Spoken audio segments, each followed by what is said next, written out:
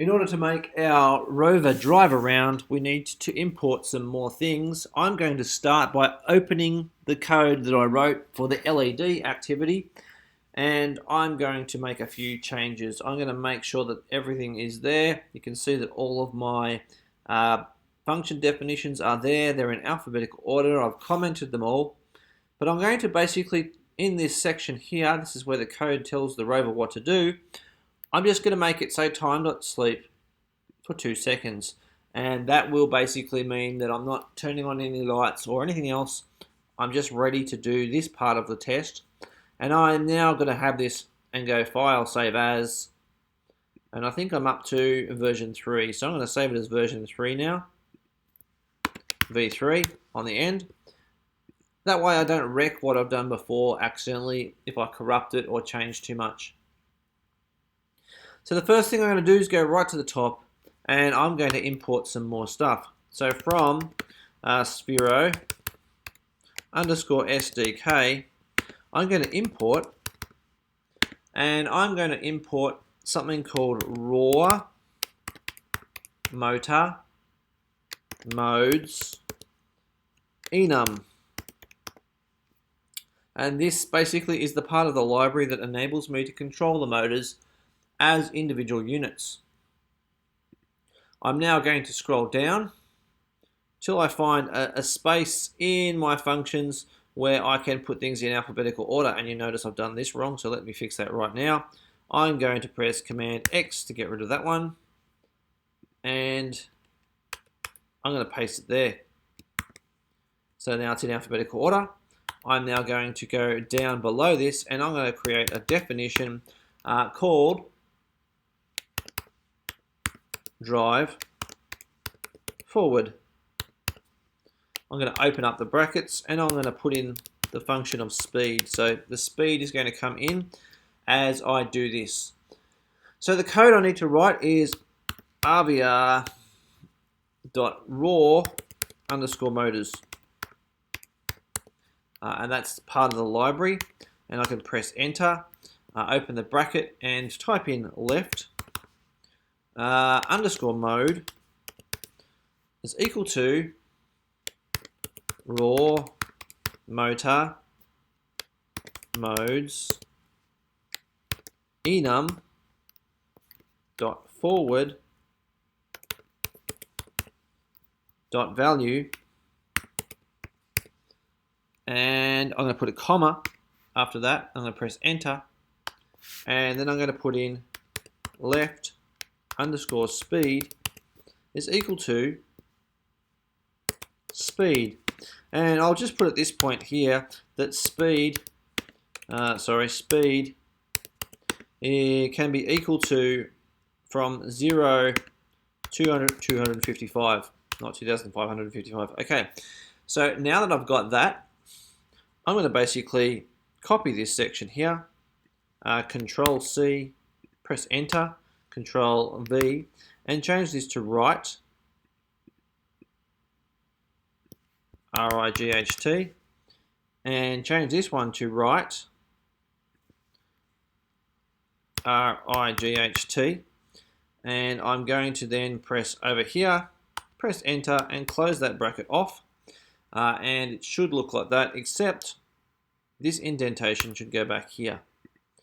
So now that I've got that indentation happening exactly the same as what we appear here, I'm going to save this while I'm thinking about it, and I'm now going to go down to my code section in here, and I'm going to say drive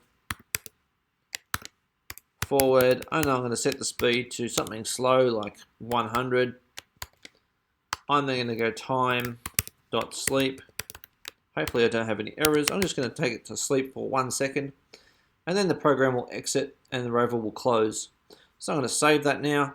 I'm going to hit run, and I've got an error here. So let's fix that. Trying to fix an error, it's easiest if you maximize to the full screen, and then you get to see the error here. And I need to change something in here, right mode. I think I know what I did here. Go back up to drive, There's no comma here. Let's see if that fixes it. Hit save, hit run.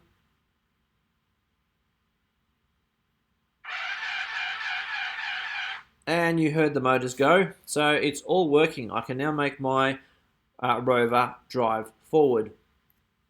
It's now time to make my rover drive backwards, and this is just a bit of copying and pasting and some minor changes. So I press Control C on this, press enter a few times and take it back to the starting line, and I'm going to press, where did I go? There it is there. Control V, and I'm going to call this drive reverse. Not backwards, but reverse. And I'm going to change this value here to reverse. And I'm going to change this value here to reverse. And now I've got these values here.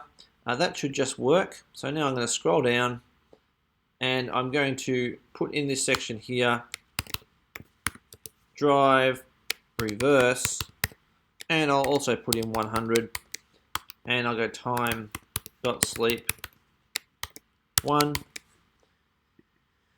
and now I'm going to press save and I'm going to press run.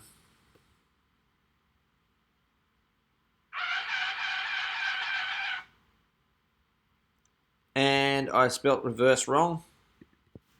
Enter here, save and run.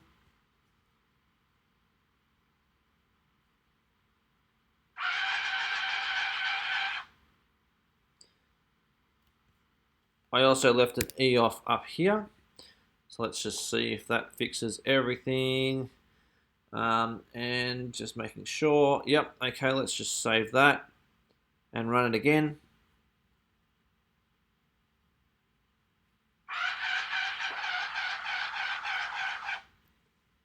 And you heard the motors go backwards and forwards. You notice that the motors go reverse for a bit longer.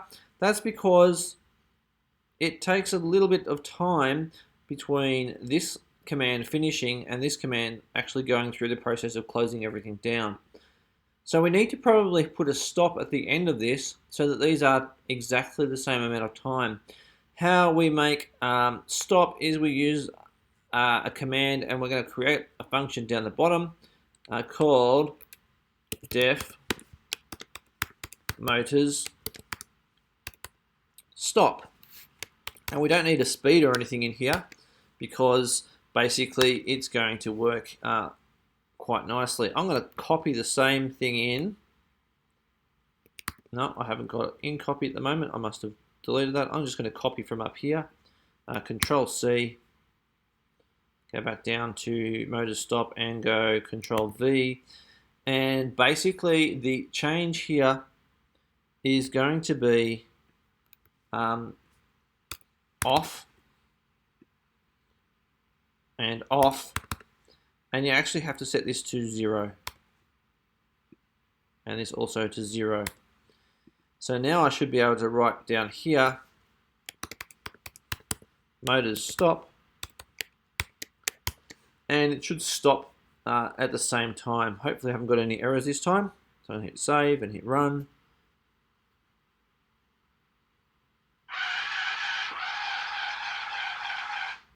Still overran a little bit, but it's a little bit nicer. What we really should do between runs, by the way, especially when we're running it fast, I'm going to press Control X here. Between it going forward and going reverse, which can cause a lot of stress on the motors, we probably should put something like this in between time.sleep. And I'm going to leave it at 0.5 seconds, but you can actually put that down to 0.1 second and it will still have a good effect. What that's going to do is it's going to stop the motors before they change direction suddenly, which actually puts less stress on them. So I'm going to hit save and hit run.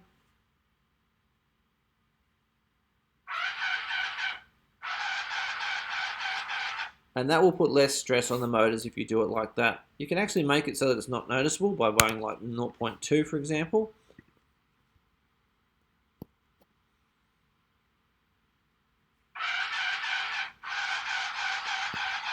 Which means that the motors will barely sort of stop, and that's probably desirable. I'm going to leave it to you to figure out how to do your own left and right values And as a more commendable sort of level of achievement, you probably need to be able to make it drive in a circle, which means that one track has to go slightly faster than the other. You should be able to figure out how to write functions which enable it to go in a circle, and also a function which enables it to turn left and a function that enables it to turn right.